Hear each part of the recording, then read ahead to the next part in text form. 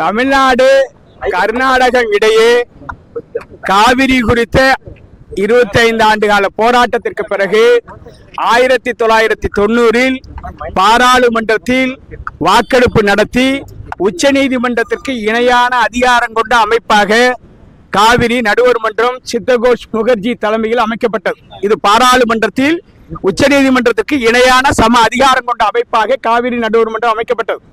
அதனுடைய இறுதி தீர்ப்பு 2007 வழங்கப்பட்டிருக்கிறது. இறுதி தீர்ப்பில் உறுதிபட தெரிவித்திருக்கிறது, கர்நாடகம் கீழ்ப்பாசன விவசாயிகள் ரைப்பேரியன் ரைட்ஸ் பாதிக்கிற வகையில் எந்த ஒரு புதிய அணையும் கட்ட முடியாது என்பதை உறுதிபட தெரிவித்திருக்கிறது. அதனை உச்ச நீதிமன்றமும் உறுதிப்படுத்தியிருக்கிறது. உச்ச நீதிமன்றம் உறுதிப்படுத்தியது மட்டுமல்ல, மத்திய அரசிதழிலும் வெளியிட்டு அதை தெளிவுபடுத்தி இருக்கிறது. இன்றைக்கு கர்நாடக அரசுக்கு 2018 மத்திய நீர்வள ஆணையம் மேகதாட்டு அணை கட்டுவதற்கான வரைவு திட்ட அறிக்கையை தயார் செய்வதற்கு அனுமதி கொடுத்தது. அது சட்டவிரோதமான தமிழ்நாடு அரசு உச்ச நீதிமன்றத்தில் வழக்கு தொடர்ந்தது. 2025 நவம்பர் மாதம் அந்த வழக்கு தள்ளுபடி செய்யப்பட்டிருக்கிறது. மறுசீராய்வு மனு கோரப்பட்டது, அது கடந்த வாரம் தள்ளுபடி செய்யப்பட்டிருக்கிறது. இப்படி தமிழ்நாட்டிற்கு எதிரான பாராளுமன்ற ஜனநாயகத்தை குழி தோண்டி புதைக்கிற வகையில், உச்ச நீதிமன்ற தீர்ப்பையே கேள்விக்குறியாக்குகிற வகையில் மத்திய அரசிதழில் வெளியிட்டு சட்ட நடவடிக்கைகளை மேற்கொண்டு வருகிற போது சட்டவிரோதமாக வரைவு திட்ட அறிக்கையை தயார் செய்து நான் கொடுக்க உள்ளதாகவும் விரைவில் பூமி பூஜை போட உள்ளதாகவும் கர்நாடக துணை முதலமைச்சர் DK சிவகுமார் அறிவிப்பது சட்டவிரோதம். நீதிமன்ற அவமதிப்பு வழக்கை தொடர வேண்டும். இது நடுவர் மன்றம் பாராளுமன்றத்தையே கேள்விக்குத்தாக்கி இருக்கிறது. இன்றைக்கு கர்நாடக விவசாயிகள் மேகதாட்டுவில் அணை கட்டினால் கிருஷ்ணராஜ சாகருக்கு கீழே 1000 மீட்டர் கீழே பள்ளத்தாக்கு பகுதியில் அடர்ந்த வனப்பகுதியில் இருக்கிற மேகதாட்டுவில் அணை கட்டினால் கர்நாடக விவசாயம் அழிந்து போகும். எனவே ராசி மணலில் தமிழகம் அணை கட்ட அனுமதித்துக் கொள்ளணும். அங்கிருந்து ஒரு கரை நமக்கு சொந்தமானது என்பதால் தேவையான குடிநீரை இறைவு பாசன திட்டத்தில் எடுத்துக்கொள்ளலாம் என்று ஒட்டுமொத்தமாக தீர்மானம் போட்டு கர்நாடக அரசின் கையிலேயும் கொடுக்கப்பட்டிருக்கிறது. ஆனால் அரசியல் லாபம் கருதி காங்கிரஸ் கட்சியும் பாரதிய ஜனதா கட்சியும் கர்நாடகாவில் கூட்டு சேர்ந்து சட்டவிரோதமாக அணை கட்ட முயற்சி எடுப்பது வன்மையாக கண்டிக்கத்தக்கது. இதனை எதிர்த்து கர்நாடக தமிழக விவசாயிகள் போராடுகிற போது கர்நாடக அரசாங்கமே கன்னட தமிழர் இன உணர்வை உருவாக்குகிற முயற்சியில் தீவிரமான நடவடிக்கையில் மறைமுகமாக ஈடுபட்டிருக்கிறது. நான் பகிரங்கமாக குற்றம் சாட்டுகிறேன். இந்த இன உணர்வை உருவாக்கி அரசியல் லாபம் தேடுவதற்காக கர்நாடக முதலமைச்சர் எடுக்கிற முயற்சிக்கு மத்திய அரசு துணை போகக்கூடாது. உச்ச நீதிமன்ற உத்தரவாதத்தின் அடிப்படையில் அரசிதழில் வெளியிட்ட அடிப்படையில் மேகதாட்டு அணை கட்டுவதற்கான அனுமதியை கொடுக்க கூடாது.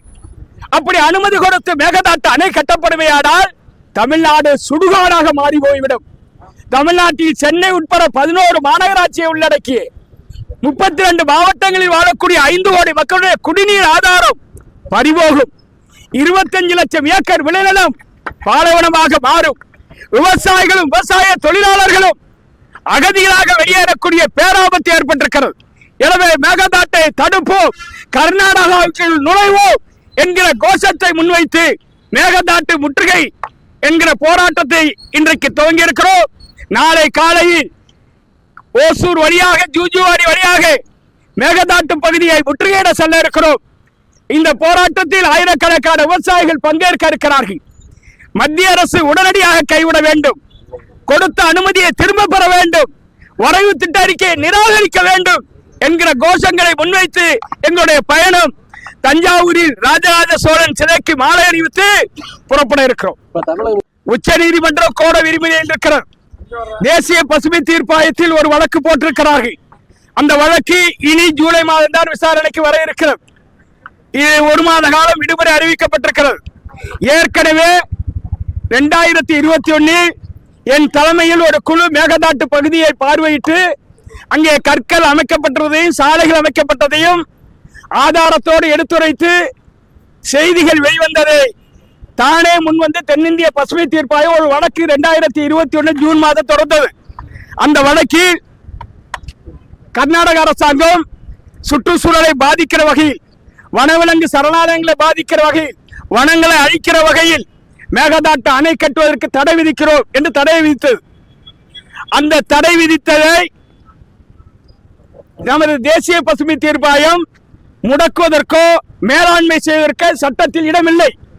ஆனால் உச்ச நீதிமன்றத்தில் இருந்து ஒரு நீதிபதியை கொண்டு ஒரு குழு அமைத்து தேசிய பசுமை தீர்ப்பாயம் தென்னிந்திய பசுமை தீர்ப்பாயம் வழங்கிய தடை உத்தரவை ரத்து செய்தது. இது சட்டவிரோதமானது. அது குறித்து அன்றைக்கு ஆட்சியில் இருந்த திமுக வாய் திறக்க மறுத்துவிட்டது. திமுகவின் சார்பில் அமைக்கப்பட்டிருந்த வழக்கறிஞர்கள் குழு அந்த தேசிய பசுமை தீர்ப்பாய வழக்கு விசாரணையில் கூட இவர்களை அனுமதிக்கவில்லை. அதனை மூடி மறைத்தது திமுக அரசு.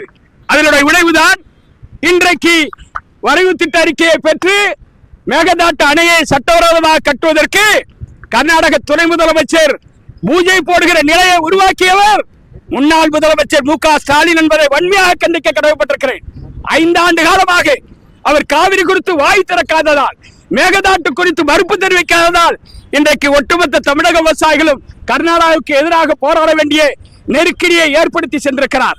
எனவே இன்றைக்கு புதிய ஆட்சி, விஜய் தலைமையில் அடைந்திருக்கிற ஆட்சி உடனடியாக அவசரகால நீதிமன்றத்தில் உச்ச நீதிமன்றத்தில் வழக்கு தொடர வேண்டும்.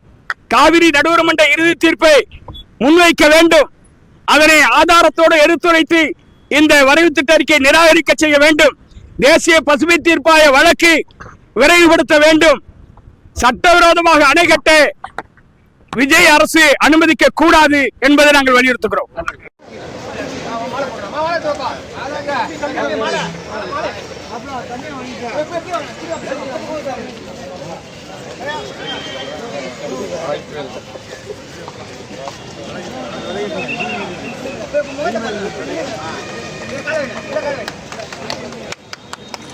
ஒற்றுமை ஓங்கட்டு.